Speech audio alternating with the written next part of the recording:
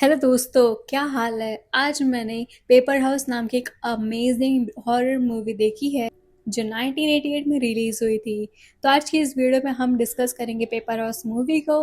और मूवी शुरू करने से पहले मैं आपको रिक्वेस्ट करूंगी, अगर आपको ये वीडियो पसंद आती है तो प्लीज़ एक लाइक ज़रूर कीजिएगा ना, और चैनल को सब्सक्राइब कीजिएगा ऐसे ही अमेजिंग वीडियोस के लिए। सो बिना किसी देरी के चलते हैं मूवी की तरफ। मूवी के ओपनिंग सीन में हमें मूवी की मेन लीड एना दिखाई देती है, जो क्लास के ड्यूरिंग अपने स्केचबुक में एक हाउस ड्रॉ कर रही होती है। घर का डिज़ाइन सिंपल था, लेकिन थोड़ा अजीब और आउट ऑफ प्रोपोर्शन लग रहा था। एना उस ड्राइंग में पूरी तरह खो गई थी। तभी टीचर उसके पास आकर क्लास टेस्ट का रिजल्ट देती हैं, जिसमें एना ने अच्छा परफॉर्म किया होता है। टीचर के जाते ही सामने बैठी एक स्टूडेंट उसकी स्केचबुक उठा लेती है। एना गुस्से में रिएक्ट करती है और उसे धक्का दे देती है। इस बिहेवियर की वजह से टीचर एना को क्लास से बाहर भेज देती हैं। क्लास के बाहर भी एना फनी फेसेस और एक्टिंग करके स्टूडेंट्स को डिस्ट्रैक्ट करने की कोशिश करती रहती है। कुछ देर बाद वो अजीब तरह से ब्लैंक स्टेयर देने लगती है। फिर टीचर से बहाना बनाती है कि उसकी तबीयत ठीक नहीं लग रही है और वो घर जाना चाहती है। साथ ही वो याद दिलाती है कि आज उसका बर्थडे भी है। सरप्राइजिंगली टीचर उसकी बात मान लेती है। सीन कट होता है और हम एक सुनसान फील्ड देखते हैं, जहां एना अचानक खुद को पाती है। थोड़ी दूर एक अकेला घर नजर आ रहा था, लेकिन उस घर के पास पहुंचने से पहले ही एना की आंख खुल जाती है।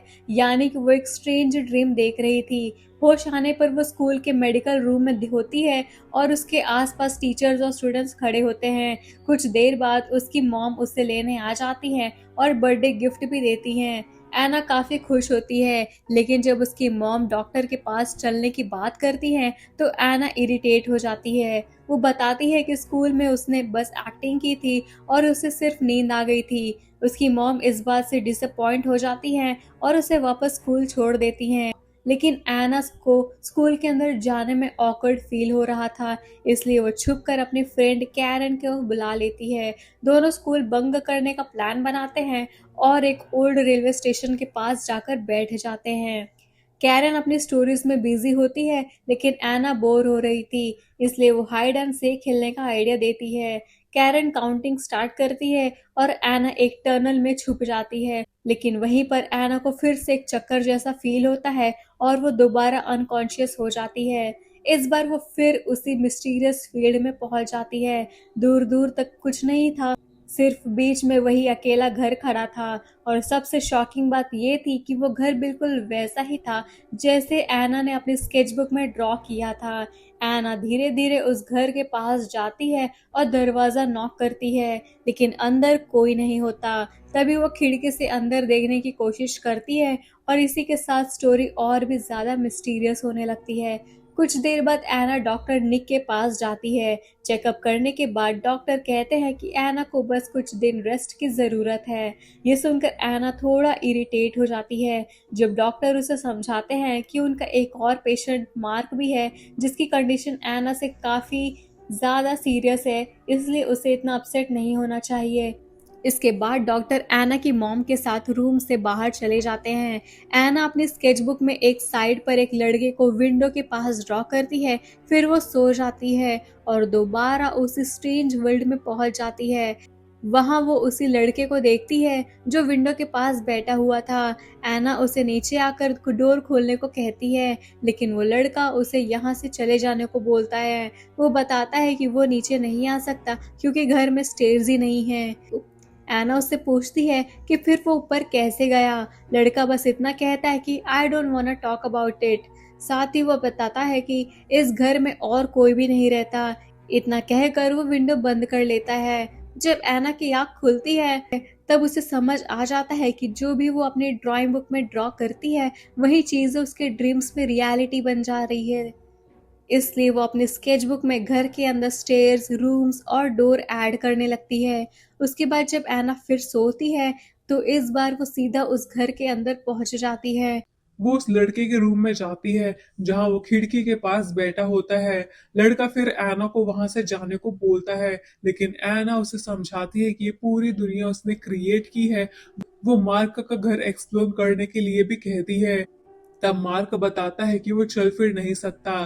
फिर वो अपना नाम बताता है और एना से भी उसका नाम पूछता है। इतने में बाहर जोर से बिजली कड़कती है और एना की नींद खुल जाती है। एना अपनी मॉम को ढूंढते हुए नीचे आती है, जहां वो ओल्ड फोटोग्राफ्स डेवलप कर रही होती है। एना उनसे कहती है कि उसे अजीब और डार्क ड्रीम्स आ रहे हैं। फोटोज देखते देखते एना को फिर वीकनेस फील होने लगती है। तब वो अपनी मॉम को सच बताती है कि उसने पहले झूठ बोला था। ये सिर्फ एक बार नहीं बल्कि कई बार हो चुका है। फिर वो कैजुअली डॉक्टर निक के दूसरे पेशेंट के बारे में पूछती है। उसकी मॉम बताती है कि मार्क नाम का एक पेशेंट है जो सीरियस इलनेस की वजह से चल फिर नहीं सकता और ज्यादा तक बेड में ही रहता है। ये सुनकर एना शॉक हो जाती है क्योंकि उसके ड्रीम्स वाला लड़का भी मार्क ही था। डॉक्टर निक का नाम सुनते ही उसे लगता है कि शायद उसका ड्रीम वर्ल्ड किसी तरह रियल लाइफ से कनेक्टेड है। इसके बाद एना अपनी स्केचबुक में मार्क के लिए नए ड्राइंग्स बनाती है और फिर से ड्रीम वर्ल्ड में एंटर करती है। वहां जाकर वो देखती है कि जो स्टेयर्स उसने ड्राइंग में बनाए थे वो अब सच में घर के अंदर मौजूद है, लेकिन वो पूरी तरह रियल नहीं लग रहे थे, धीरे धीरे टूटने भी लगते हैं। एना मार्क के रूम में जाती है जहां उसने जो चीजें ड्रॉ की थी वो सब रखी हुई होती है। एना मार्क को बताती है कि उसकी और मार्क की डॉक्टर सेम है, डॉक्टर निक, लेकिन मार्क कहता है कि वो किसी निक को नहीं जानता। साथ ही वो ये भी बोलता है कि वो हमेशा से इसी जगह पर है। एना मार्क को बाहर गार्डन में ले जाने की कोशिश करती है। मार्क स्टेयर्स उतरने की कोशिश करता है लेकिन गिर जाता है। एना उसे संभाल लेती है। मार्क उदास होकर बताता है कि एक टाइम पर उसके पास एक बाइक थी, लेकिन अब वो कभी चल नहीं पाएगा। बाद में एना अपने डैड के बारे में सोचने लगती है। उसे याद आता है कि जब उसके पेरेंट्स साथ रहते थे तब घर में अक्सर फाइट्स होती थी और उसके डैड ड्रिंक भी करते थे। गुस्से में एना अपनी ड्राइंग्स में उन्हें मिटाने की कोशिश करती है, लेकिन जो वो सक्सेसफुल नहीं होती तो वो ड्राइंग्स को फाड़कर डस्टबिन में फेंक देती है। नेक्स्ट मॉर्निंग एना रूटीन चेकअप के लिए फिर डॉक्टर निक के पास जाती है। वहाँ डॉक्टर काफी वरीड लग रहे थे। जब एना पूछती है तब डॉक्टर बताते हैं कि उनका दूसरा पेशेंट मार्क अब क्रिटिकल कंडीशन में पहुंच गया है और उन्हें उसकी बहुत ज्यादा टेंशन हो रही है। एना का माइंड अब काफी डिस्टर्ब हो चुका था और उससे लगने लगा था कि ड्रीम्स और रियल वर्ल्ड एक दूसरे से कनेक्टेड है। वो फिर से मार्क से मिलना चाहती थी, लेकिन प्रॉब्लम ये थी कि उसने गुस्से में अपनी ड्राइंग को क्रश करके डस्टबिन में फेंक दिया था। एना तुरंत नीचे जाती है और डस्टबिन में उस पेपर को ढूंढने लगती है। काफी सर्च करने के बाद उसे वो ड्राइंग मिल जाती है, लेकिन वो बुरी तरह से क्रश और डैमेज हो चुकी थी। इसके बाद जब एना दोबारा ड्रीम वर्ल्ड में पहुंचती है तो वो देखती है कि उस हाउस की कंडीशन भी बिल्कुल खराब हो गई है, क्योंकि रियल वर्ल्ड में ड्राइंग मुरझा चुकी थी, इसलिए ड्रीम वाला घर भी टूटने लगता है। एना मार्क से मिलकर उसे बताती है कि वो रियल वर्ल्ड में एग्जिस्ट करता है और डॉक्टर निक का पेशेंट है, लेकिन मार्क को इस बात पर बिल्कुल यकीन नहीं होता क्योंकि उसे अपने पास की कोई मेमोरी याद ही नहीं थी। थोड़ी देर बाद एना अपने डैड को विंडो के बाहर खड़ा देखती है। एना उन्हें देखकर खुश हो जाती है, लेकिन मार्क काफी डर जाता है और बार बार एना को मना करता है कि वो उन्हें यहाँ मत बुलाए, लेकिन एना उसकी बात इग्नोर कर देती है और सोचती है कि उसके डैड उनकी हेल्प करने आए हैं। वो उन्हें आवाज लगाती है, तभी उसकी नजर पड़ती है कि उनके हाथ में एक डेंजरस एक्स था और वो गुस्से में एना का नाम पुकार रहे थे। ये देखकर एना बुरी तरह डर जाती है। वो जल्दी से मेन डोर ब्लॉक कर देती है और मार्क के साथ लाइट हाउस तक भागने का प्लान बनाती है। दोनों साइकिल से वहां जाने का डिसाइड करते हैं, लेकिन साइकिल प्रॉपरली काम नहीं कर रही थी। इसी बीच एना के डैड उन तक पहुंच जाते हैं और साइकिल तोड़ देते हैं। इतने में एना की आंख खुल जाती है। रियल वर्ल्ड में उसकी मॉम उसके पास बैठी होती है और एना बुरी तरह पसीने में भीगी हुई होती है। वो बस एक ही बात रिपीट करती है, हेल्प। लेकिन कुछ ही देर बाद एना फिर से ड्रीम वर्ल्ड में लौट जाती है। इस बार मार्क कहीं नजर नहीं आता और तभी उसके डैड उसके सामने आ जाते हैं। एना उनसे बचने के लिए भागती है और मार्क एक रूम में छुपा हुआ मिलता है। मार्क एना को एक आइडिया देता है, अगर वो अपनी ड्राइंग में से उस पोर्शन को फाड़ दे जहां उसने अपने डैड को ड्रॉ किया था तो शायद वो ड्रीम वर्ल्ड से गायब हो जाएंगे।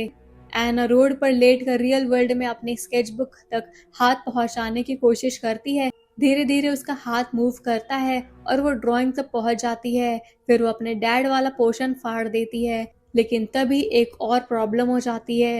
स्केचबुक के पास रखी कैंडल की वजह से ड्राइंग में आग लग जाती है और रियल वर्ल्ड में भी उसके घर के आसपास फायर स्प्रेड होने लगती है। एना और मार्क जल्दी से लाइट हाउस की तरफ भागते हैं, लेकिन एना के डैड अभी भी उनका पीछा कर रहे होते हैं। वो एना को पकड़ लेते हैं और उसे सीरियसली हर्ट करने लगते हैं। रियल वर्ल्ड में भी एना को इसका इफेक्ट फील हो रहा था, जैसे सच में उसके साथ सब हो रहा हो। किसी तरह मार्क एना के डैड को गिरा देता है। इस स्ट्रगल में एना भी बुरी तरह इंजर्ड हो जाती है। दोनों मुश्किल से लाइट हाउस तक पहुंचते हैं और तब एना की आंख हॉस्पिटल में खुलती है।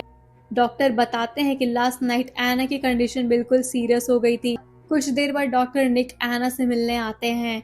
एना उनसे मार्क के बारे में बात करती है और बताती है कि वो जानती है कि मार्क चल नहीं सकता। इसके बाद एना एक और ड्राइंग बनाती है। इस बार वो लाइट हाउस के अंदर एक पूरा सेटअप ड्रॉ करती है और बाहर एक पेंसिल भी बना देती है।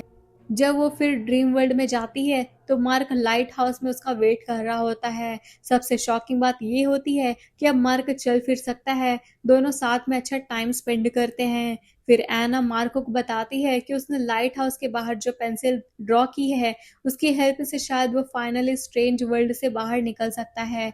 मार्क ये सुनकर बहुत ज़्यादा खुश हो जाता है, क्योंकि अब उसे लगता है कि वो फाइनली रियल वर्ल्ड में आ सकता है। वो लाइट हाउस के टॉप की तरफ चला जाता है।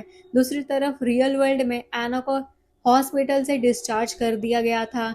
अब उसे वो स्ट्रेंज ड्रीम्स भी आना बंद हो गए थे।